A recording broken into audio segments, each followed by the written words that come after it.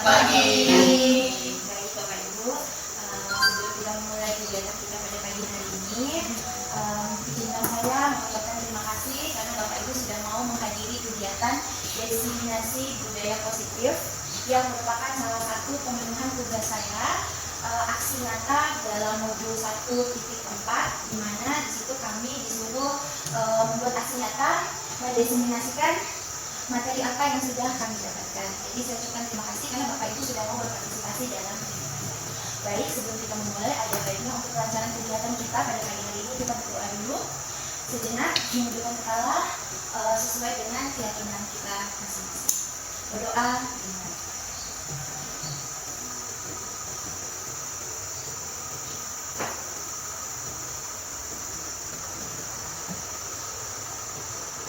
Berdoa selesai. Baik Bapak Ibu,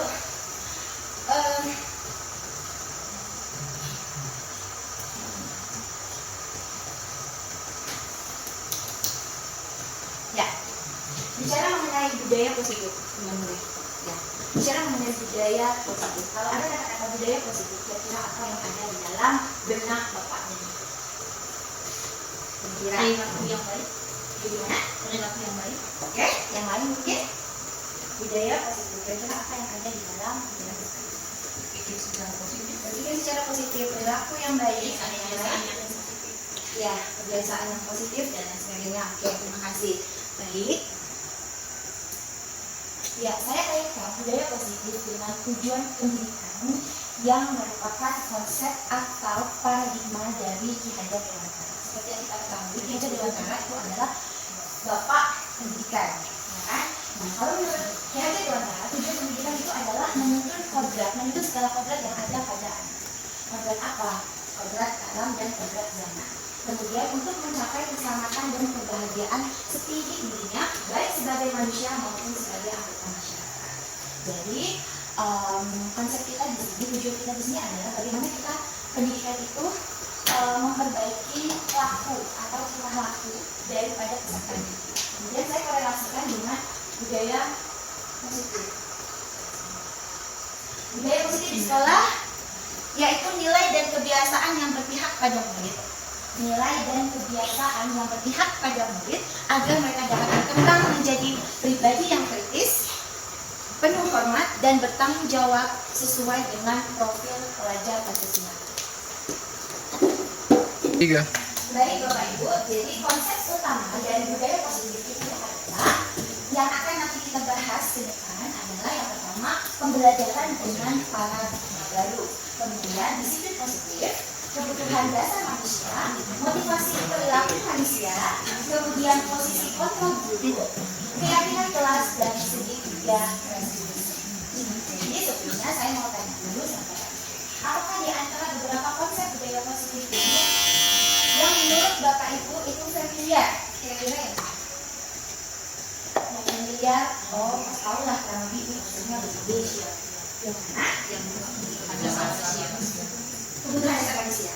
Ya, semua orang pasti tahu kebutuhan dasar manusia. Keyakinan kelas, motivasi perilaku manusia. Kalau ada yang masih ini jenis apa gitu, ada kan? Itu segitiga restitusi baik. Nanti kita akan bicara lebih banyak di segitiga restitusi. Ya, karena segitiga restitusi ini adalah muara dari bagaimana membentuk budaya positif itu sendiri. Ya, jadi ini lain-lainnya ini hanya konsep dasarnya. Nanti kita akan bermuara di segitiga restitusi. Masih ingat dimensi pelopor pelajar Pancasila Bapak Ibu? Yang pertama ada dimensi pelopor pelajar Pancasila, yang pertama ada bagaimana bertakwa kemudian kebinekaan global, mandiri, kreatif, bernalar kritis, satu lagi gotong royong. Nah itu nanti semua itu adalah konsep. Semua nanti akan tertuju kepada profil pelajar Pancasila. Bagaimana kita memunculkan nilai-nilai kebajikan atau nilai-nilai kebaikan dari peserta didik kita, kemudian kita korelasikan dengan pelopor pelajar Pancasila.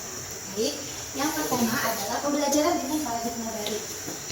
Saya percaya karena kita sudah memasuki kurikulum baru, kurikulum merdeka, istilah istilah pembelajaran dengan berdiferensiasi itu sudah familiar bagi Bapak Ibu. Pembelajaran dengan paradigma baru adalah pembelajaran yang dirancang berdasarkan prinsip berdiferensiasi, di mana murid belajar sesuai dengan kebutuhannya. Ya, kemudian berdasarkan tahap perkembangan sesuai teori psikolog modern untuk mewujudkan profil pelajar Pancasila. Jadi, kalau di sini berdiferensiasi itu di mana murid belajar sesuai dengan kebutuhannya.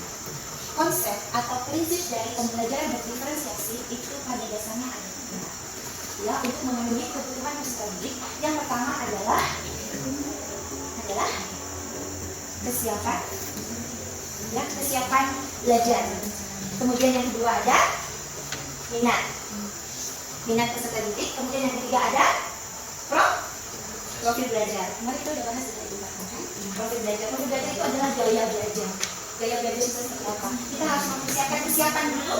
Kesiapannya dulu itu apa? Kemudian bagaimana cara kita menarik minat peserta didik kita untuk kita mengetahui jenjang kemampuan. Kemudian baru kita menyesuaikan dengan profil belajar atau gaya belajar peserta didik kita. Itu adalah konsep dari berdiferensiasi, di mana murid belajar sesuai dengan kebutuhan. Baik, selanjutnya miskonsepsi tentang teori kontrol. Bapak Ibu, kalau ada apa yang di benak Bapak Ibu ketika Bapak Ibu memposisikan diri sebagai seorang pendidik dengan teori kontrol, apa yang ada di kepala Bapak Ibu? Apa yang ada di dalam pikiran Bapak Ibu? Saya seorang pendidik, kemudian saya mengkorelasikan dengan teori kontrol. Teori kontrol.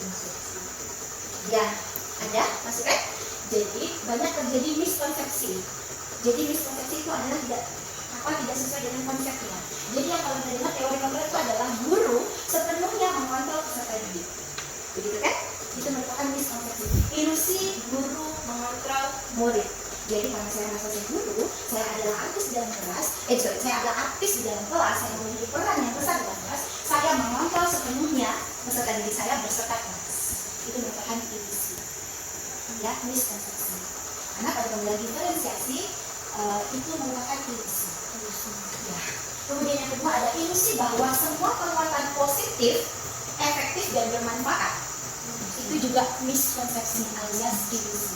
Lah kenapa? Kita kan memberikan penguatan positif, berarti ada kata-kata positif di sana, tidak ada kata-kata negatif. Ternyata positif itu hanya ilusi. Contoh misalnya, ada siswa yang sudah berulang-ulang melakukan kesalahan. Saya tidak mau menggunakan kata-kata yang kasar, saya tidak mau menggunakan intonasi yang tinggi, kemudian saya menggunakan kata-kata yang menurut saya positif. Tolonglah, jangan ada kata-kata lagi ya. Kasian mas, saya di kelas kamu ini manggil kamu seperti nanti besok, janganlah. Kata-kata yang Bapak Ibu berusaha untuk menggunakan kata-kata yang kooperatif menurut Bapak Ibu. Tapi itu ternyata tidak akan bisa merubah perspektif dari peserta. Karena tidak ada fondasi dasar. Karena peserta didik Bapak Ibu mau merubah pikirannya atau melakukan hal tersebut karena bujukan dari Bapak Ibu itu tadi. Anda enak nanti kalau sama nanti yang masuk itu nanti ambil saya atau nanti diambil sama pembina pramuka saya lagi nanti ini. Jadi anak melakukan atas dasar. Ya. Kemudian ilusi bahwa kritik dan membuat rasa bersalah mampu menguatkan karakter. Jadi kalau ada anak yang belajar dengan keras, dia punya gaya belajar tertentu, sebenarnya kami tidak cocok belajar seperti itu. Kita berusaha untuk merubah gaya belajar yang ada seperti itulah gaya belajar kita. Kita mengkritik. Ya, kita merasa kita mampu merubah karakter, ternyata itu tidak akan bekerja untuk menguatkan karakter dari peserta.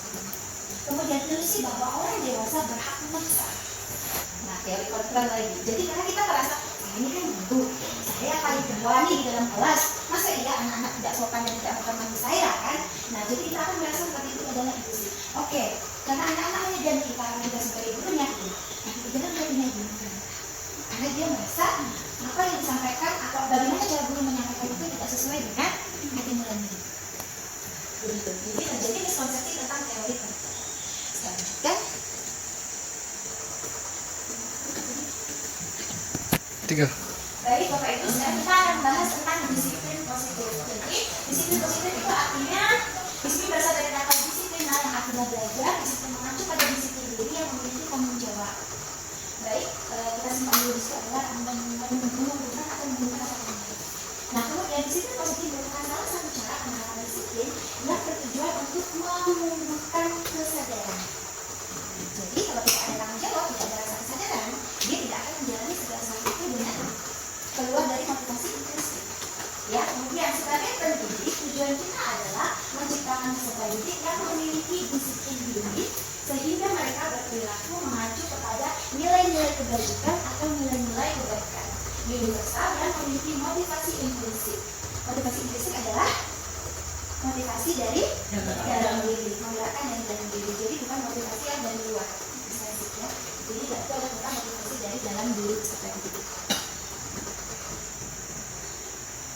Ya, ini merupakan salah satu contoh, beberapa contoh dari nilai-nilai kebajikan atau nilai-nilai kebaikan. Kaitannya dengan profil belajar Pancasila, kemudian ada IDO Pioneers Program, toleransi, rasa hormat, integritas, kemudian mandiri, menghargai dan lain sebagainya. Kemudian ada keterampilan hidup, dapat dipercaya, tulus hati, kemudian aktif, tidak merendahkan orang lain, dan memberikan yang terbaik dari dirinya. Oke, saya lanjut. Kebutuhan dasar manusia. Dasar manusia tadi sudah familiar ya. Ibu sini juga pasti tahu konsep dari kebutuhan dasar manusia. Manusia pasti memiliki kebutuhan dasar, kan? Ini hanya contohnya saja, ada bertahan hidup, kemudian kasih sayang dan rasa diterima, kemudian ada penguasaan, kemudian ada kebebasan di sana, dan kemudian ada kesenangan. Ya, ada kalau bertahan hidup, ada makanan, pakaian, tempat tinggal dan sebagainya, rasa diterima, kemudian diperdulikan, ya, berbagi, kerjasama, kemudian penguasaan, harga diri, keinginan untuk dianggap, memimpin, berprestasi, kebebasan di mana mandiri, memiliki pilihan, ya, kemudian mencoba hal baru, mampu mengendalikan arah dirinya, kemudian ada kesenangan dengan humor dan sebagainya. Ya, ini adalah motivasi, ada 3 motivasi perilaku manusia.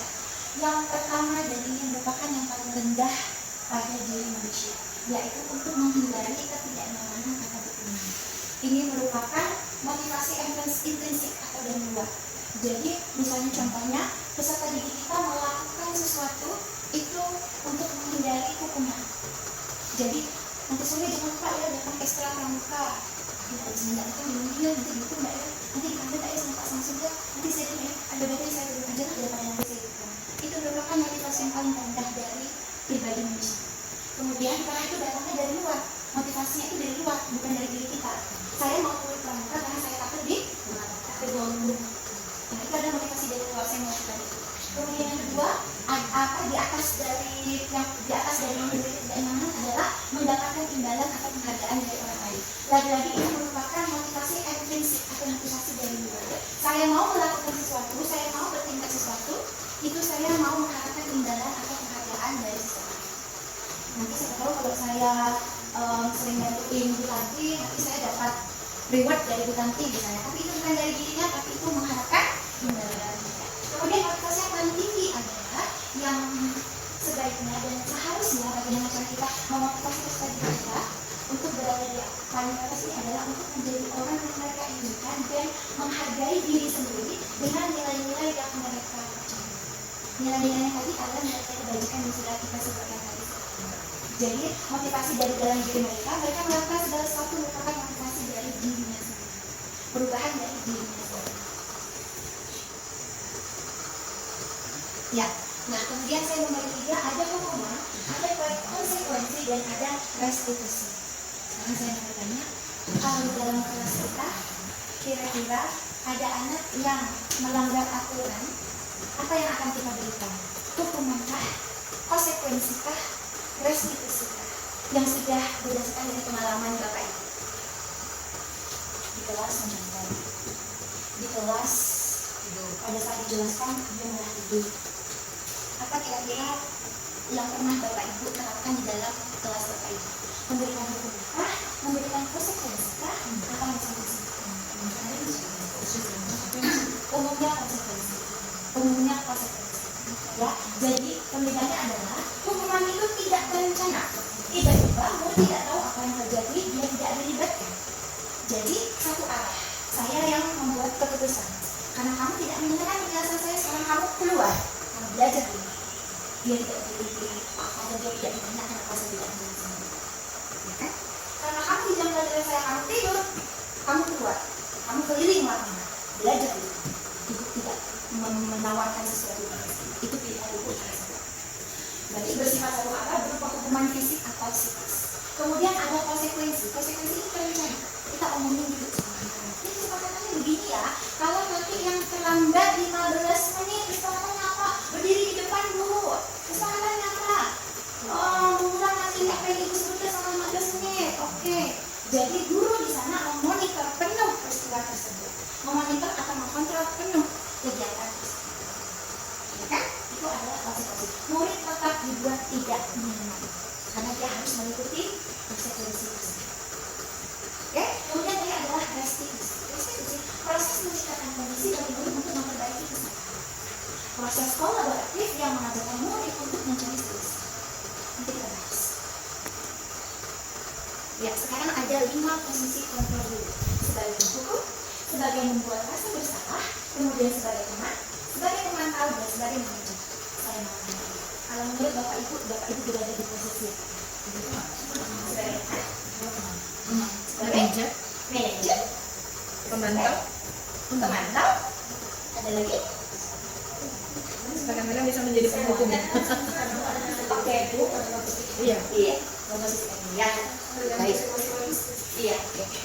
Selanjutnya, sekarang ada salah satu contoh kasus. Contoh penerapan 5 posisi kontrol. Ada salah satu kasus siswa tidak memakai atribut lengkap pada saat upacara bendera.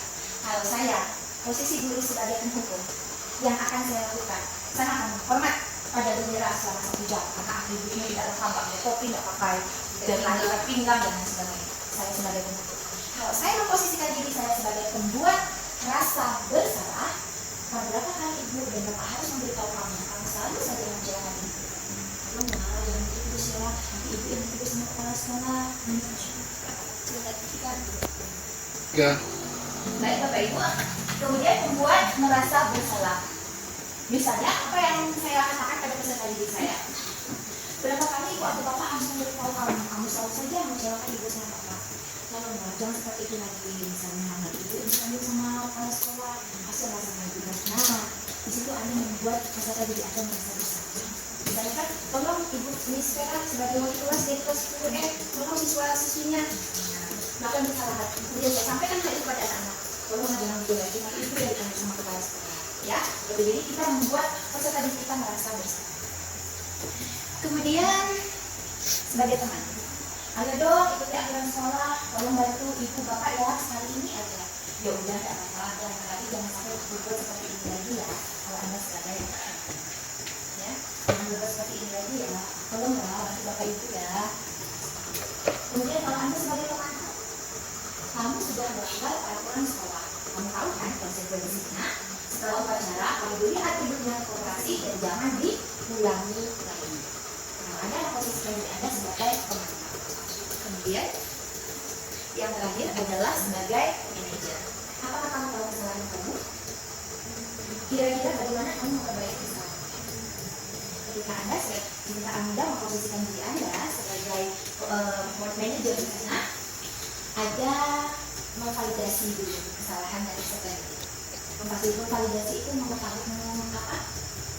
peserta didik itu untuk mengetahui kesalahan dia sampai mana, kemudian menawarkan solusi apa kira-kira yang harus dilakukan. Saya lanjut ke iya. Kalau kira-kira pernyataan ini posisi kontrol apakah aku? Saya jawab sekali dengan kamu. Kira-kira dia masih posisi kontrol apa? Apa tadi? Membuat rasa bersalah. Saya jawab sekali sama kamu. Ya, membuat rasa bersalah atau mantap?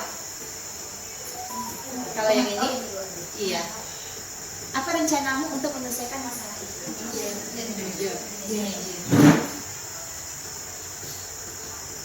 Ayolah, lakukan. Ayolah, lakukan juga itu ya.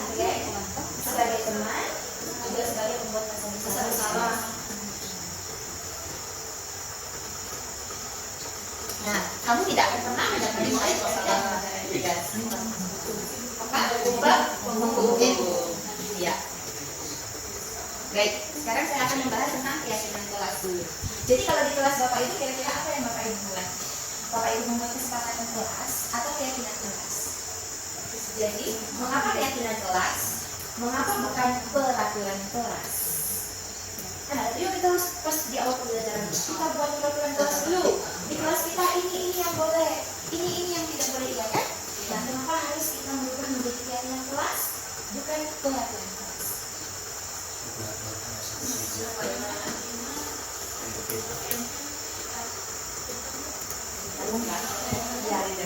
Ya, baik, terima kasih. Kenapa kita membentuk keyakinan kelas menjadi bersifat akar merupakan kenyataan yang universal, kemudian kenyataannya bersifat positif. Jadi tidak ada kata-kata jangan, dilarang, tidak. Jangan membuang sampah sembarangan, itu adalah peraturan. Ketika anak melakukannya dia merasa tapi kita rubah afirmasinya menjadi positif. Buang sampah pada tempatnya. Tidak boleh terlambat masuk kelas. Kita bisa merubah menjadi hadir pada waktu. Tidak boleh saling mengolok-olok teman. Kita bisa merubahnya dengan saling menghargai teman atau menghargai sesama. Ya. Kemudian saja ada mudah ingat bersama panjang bersama teman. Nanti dia akan jangan contoh, jangan ingat semuanya bisa dilakukan menjadi saling menghargai, saling kami bertanggung jawab dan sebagainya. Sesuai dengan kondisi kelas dan sekolah sehingga mudah diterapkan. Ya, kemudian semua warga sekolah atau warga kelas dilibatkan dalam membuat kegiatan kelas. Jadi dia bukan satu arah hanya ibu gurunya saja atau siswa-siswanya, tapi keterlibatan antara kolaborasi antara ibu guru, bapak guru dan kita yang membuka, kita yang menawarkan, kemudian yuk sama-sama aku melihatnya untuk kelas kita. Baik, sekarang saya akan membahas tentang segitiga restitusi. Segitiga restitusi ini adalah suatu proses dialog yang dijalankan oleh guru agar dapat menghasilkan murid yang mandiri dan bertanggung jawab. Jadi segitiga restitusi itu tahapannya yang pertama ada menstabilkan identitas. Jadi pada posisi menstabilkan identitas ini adalah ibu memposisikan diri dulu atau menanyakan dulu permasalahan yang dimiliki sama anak. Kemudian memvalidasi tindakan yang sana. Kenapa kamu melakukan ini yang tadi kamu lakukan, misalnya seperti itu. Kemudian adalah menanyakan keyakinan. Ya, itu adalah tahapan dari segitiga restitusi. Nah, ini contohnya misalnya menstabilkan identitas. Berdasarkan prinsip membuat kesalahan adalah bagian dari proses pembelajaran. Iya, Bapak Ibu ya. Kita semua sama-sama manusia pasti pernah membuat kesalahan. Dan kesalahan tersebut adalah proses pembelajaran. Misalnya berbuat salah itu wajar, Bapak Ibu. Kemudian tidak ada manusia yang sempurna. Bapak Ibu juga pernah melakukan itu, pernah melakukan kesalahan tersebut. Bapak Ibu tidak mencari siapa yang salah, tapi Bapak Ibu lebih fokus mencari solusi untuk menyelesaikan masalah tersebut. Ini yang disebut dengan masuk menstabilkan identitas diri. Jadi di sana tidak ada judgement langsung, oh kamu tuh salah, kamu tuh seharusnya tidak begitu. Jadi di situ tidak akan berubah atau tidak akan membangun motivasi intrinsik dari peserta. Karena dia takut, merasa takut itu, jadi dia nanti yang keluar, kenapa saya melakukan ini? Karena saya takut sama ibu A, saya takut disalahkan sama teman-teman dan sebagainya. Keluarnya itu jatuhnya adalah motivasi intrinsik. Saya lanjutkan. Kemudian yang kedua ada validasi tindakan yang salah. Kamu masih punya alasan melakukan hal tersebut. Nah, tanya diri, kooperatif diri. Padahal kamu bisa melakukan hal lebih dari ini ya. Gitu. Kemudian kamu patut bangga karena telah melindungi sesuatu yang penting buatmu. Kamu melakukannya karena ada sesuatu yang penting bagimu ya. Misalnya seperti itu. Jadi kita memvalidasi tindakan kesukaan itu, meyakinkan diri yang melakukannya karena ini. Ya, baik. Kemudian yang terakhir ada menanyakan keyakinan. Nah, kira-kira ini enggak keyakinan kelas kita kemarin yang sudah kita bahas sama-sama? Oh iya, ingat Bu tentang tanggung jawab. Nah, kira-kira bagaimana? Apakah kamu sudah menerapkan itu? Tanggung jawab nggak kamu? Kalau misalnya kemarin sore kamu tidak menghadiri SK Pramuka misalnya. Oh iya, saya tidak bertanggung jawab, seharusnya saya menghadiri di sana seperti itu. Jadi, kembalikan lagi ke keyakinan atau nilai-nilai kebaikan. Jadi nanti dia akan keluarnya dari kita. Seperti apa gambaran sebuah kelas yang ideal menurut kamu? Kamu ingin menjadi orang yang seperti apa? Kita tinggalkan lagi keyakinan itu ya. Baik.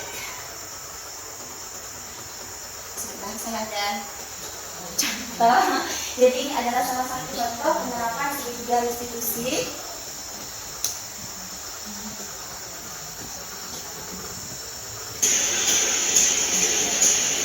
Baik, Abi dan Nabila, apa kabarnya pagi ini? Alhamdulillah, baik Bu.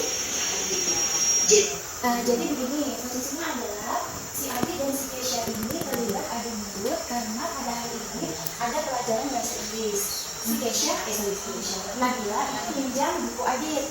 Nah, si Adit pada saat pelajaran tersebut Nabila tidak membawa bukunya. Nah, seperti itu. Jadi saya mengkonfirmasi, saya menggunakan segitiga restitusi untuk menyelesaikan permasalahan.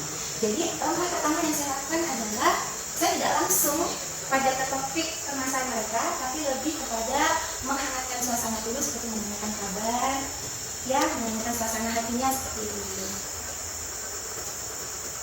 Jadi Adit dan Nabila itu menerima informasi dari teman-teman kelas, katanya kalian diberi libur ya. Wah, ada apa ini? Benar Bu, saya kesal Nabila karena untuk pakai bahasa Inggrisnya dari pinjamnya dia tidak bawa Bu. Padahal ini ada pada bahasa Inggris. Saya sudah menjelaskan kepada adik Bu, dan tadi saya buru-buru sehingga saya lupa membawanya. Di sini ibu tidak tertarik mencari siapa yang benar dan siapa yang salah. Ibu lebih tertarik mencari. Baik, jadi ketika saya mengatakan di sini, ibu tidak tertarik mencari siapa yang benar dan siapa yang salah. Tapi ibu lebih tertarik untuk menyelesaikan permasalahan. Apa yang saya lakukan dalam segitiga restitusi? Saya menstabilkan identitas. Ya, saya menstabilkan identitas dulu. Kemudian solusi dari permasalahan kalian. Nabila, kira-kira kenapa kalian harus berburu datang ke sekolah? Nah, pertanyaan itu kira-kira apa yang saya lakukan? Memvalidasi. Saya belum kesiangan Bu, tadi malam ada acara dengan saya, sehingga saya buat ibu saya beres-beres. Oh begitu, ibu mau adu ibu Nabila. Tapi kamu masih ingat kan nilai-nilai umum yang telah kita sepakati? Dan Bu, sangat tidak tanggung jawab. Nah, kalau begitu, dari mana kamu apa yang harus kamu lakukan? Memperbaiki masalah tersebut. Saya tegas.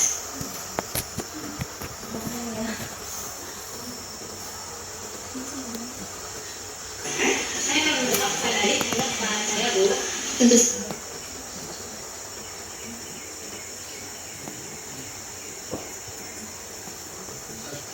dan soalnya kita pakai makci internet. Jadi jawab ke ibu. Jadi ibu setuju dengan apa yang anda lakukan. Tapi apakah hal tersebut bisa menjadikan rasa tidak bertanggung jawab kamu karena keyakinan kelas setelah kita buat? Lagi, menurut kamu bagaimana?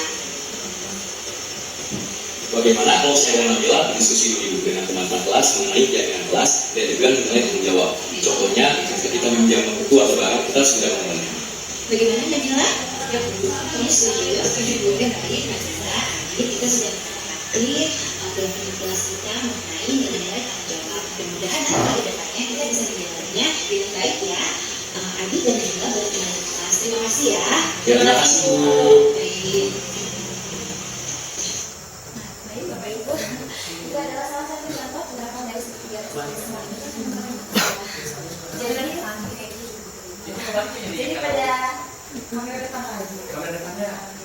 Jadi pada kasus tersebut, ya, jadi pada kasus tersebut, dulu atau di sana saya itu berusaha menyelesaikan masalah dan peserta didik saya menggunakan segitiga restitusi. Jadi saya tidak langsung kamu salah, harusnya kamu begini atau tidak. Bagaimana saya menawarkan, saya memvalidasi dulu, yang pertama saya lakukan adalah menstabilkan identitas, saya memposisikan diri saya sebagai pendidik, karena saya tidak menjudgment siapa yang salah, siapa yang benar, saya menstabilkan identitas dulu. Kemudian langkah kedua yang saya lakukan adalah memvalidasi kesalahannya bagaimana, itu semuanya bersumber dari murid. Bukan saya yang kamu yang salah, harusnya kamu nggak gitu, kamu tidak ada. Jadi posisinya di situ adalah saya sebagai manajer, saya hanya mengontrol peserta didik saya untuk menemukan masalahnya sendiri, kemudian menyelesaikan permasalahan tersebut. Begitu. Ya. Baik, yang terakhir adalah dalam penerapan disiplin positif, hendaknya guru memiliki standar kepribadian, profesional dan sosial yang baik, di mana guru mampu merefleksi dirinya dalam fungsi kontrol saat ini. Bagaimana perjalanan dirinya sebagai among atau sebagai manajer yang menuntun murid-muridnya menjadi insan yang mandiri, merdeka dan bertanggung jawab. Demikian Bapak Ibu yang diseminasi yang bisa saya sampaikan. Mudah-mudahan apa yang saya sampaikan ini setidaknya adalah bermanfaat sedikit untuk pengembangan keprofesian Bapak Ibu sebagai tenaga pendidik. Saya ucapkan terima kasih kerjasamanya sudah menghabiskan sekian waktu untuk menghadiri kegiatan aksi nyata. Assalamualaikum warahmatullahi wabarakatuh.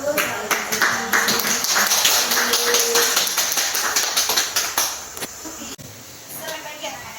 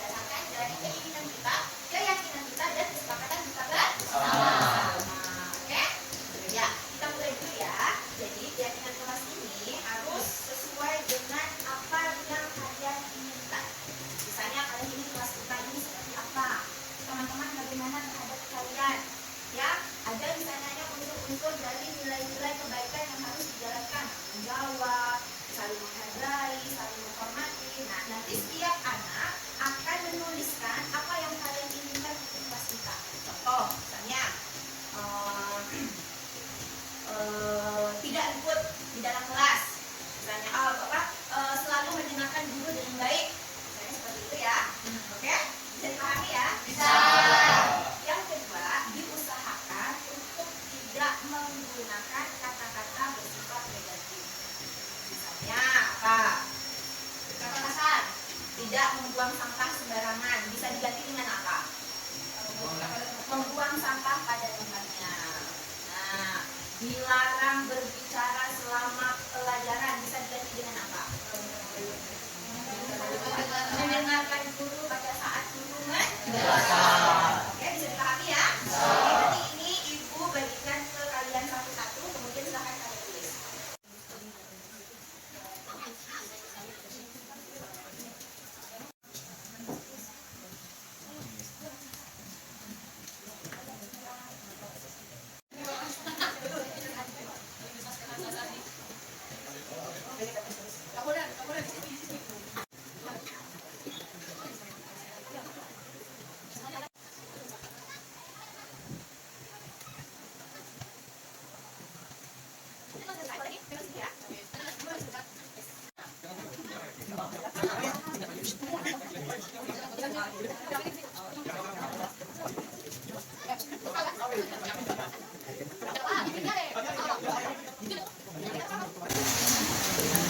Oke, sudah. Setelah kita menempel apa yang kalian inginkan, sekarang kita lihat dulu ya. Kalau ada yang sama, nanti saya cabut ya. Oke, soal tugas pada saat pagi hari, tidak egois dan sopan. Yang tidak datang lebih awal, oke. Ambil satu ya, karena sama. Ini ada setiap jam pelajaran tidak ribut. Oke, kemudian menghargai satu sama lain, tidak membuang sampah berarti tidak. Oke, jangan membuang sampah berarti menjaga kebersihan. Oke. Kata-kata yang berkonotasi negatif, ya afirmasi negatif saya pisahkan ya, tidak saya gunakan karena ada kata-kata dilarang dan kata-kata tidak. Oke, kemudian sini ada yang menjaga kebersihan bersama lagi boleh. Kemudian mendengarkan saat menjelaskan di depan sama-sama bertanggung jawab, tidak menjadi barang sementara diturunkan. Oke, membagi kepentingan tambahan saja bagus. Melaksanakan tiket kelas sesuai dengan sesuai desainnya, menghargai prinsip yang mengajar. Jangan mengejek dan merendah, oke, jangan terima kasar. Saling menghargai. Oke. Kemudian selalu solid, kompak, saling menjaga perasaan, selalu membagikan barang yang dipinjam. Kita lihat. Oke. Kemudian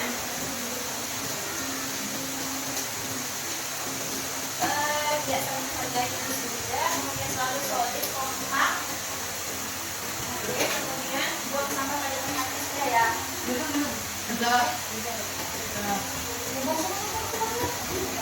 Mendengarkan dulu dan menjelaskan. Oke ya, oke. Oke.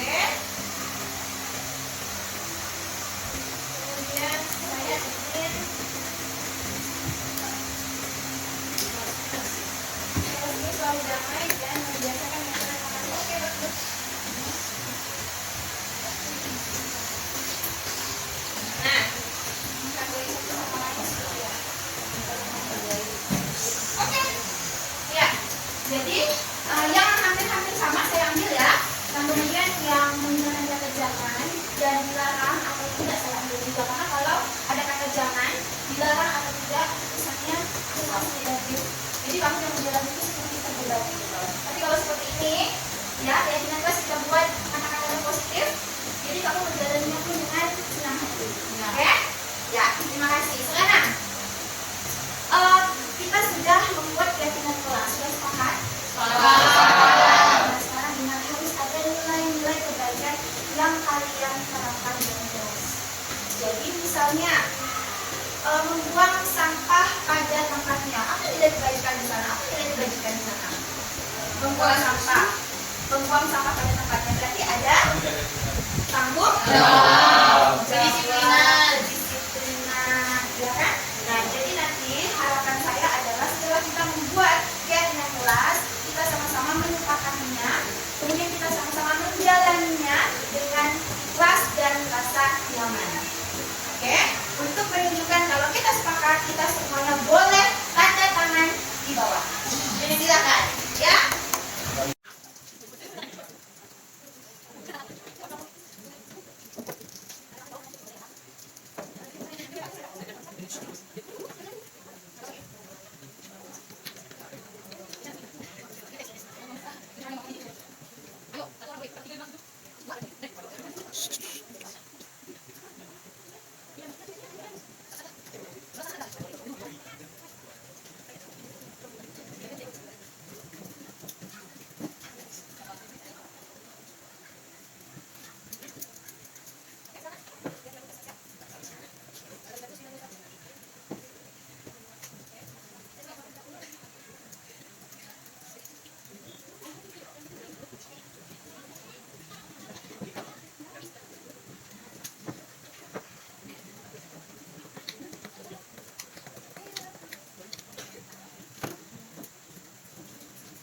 Oke anak-anak, jadi setelah kita membuat keyakinan kelas ini sesuai dengan apa yang kalian inginkan, kemudian untuk menunjukkan bahwa kita semua sepakat dan akan menjalani keyakinan kelas kita dengan penuh senang hati dan tanggung jawab, kita sudah memberikan tanda tangan. Jadi siswa maupun guru sudah mempunyai keyakinan kelas. Jadi nanti guru juga akan membaca dan mengetahui oh keyakinan kelas di dalam kelas kita seperti ini, dan guru juga akan mengatakan baik, terima kasih.